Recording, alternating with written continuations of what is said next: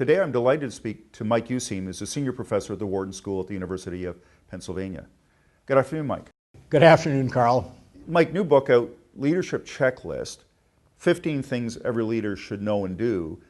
Maybe you could tell us about the top 3 or 4 in your mind of the 15 that really are particularly important. So the leader's checklist really is coming out of the idea that a pilot has a checklist that is required before any pilot takes off. Got to check fuel, flight plan, and weight.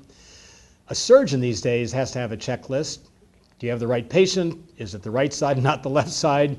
And are you about to apply an anesthesia that the patient's not going to be adversely reactive to? On the same premise, we need a complete set of what you might call mission-critical actions that a leader needs to express.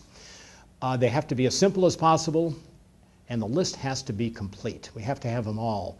In the same sense, you don't want a pilot to check 90% of the items on the list and then forget, let's say, fuel on a given takeoff.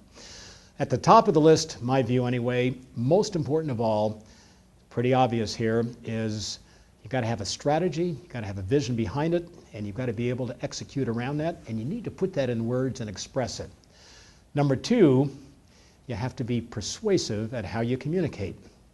Number 3, you're in the wrong business if you are not a decisive decision maker. Got to make a good and timely decision now. Those are the top 3, but the other 12 principles, the leader's checklist, are pretty vital as well. The underlying assumption in my mind seems to be that leadership, there's some commonalities from one industry to another, and even between, let's say, business and government. Yeah, Karl, in creating the 15, I sought to cast across many companies. I've gone into government, I've looked at nonprofits, I've looked at 4 or 5 countries where leadership is at issue.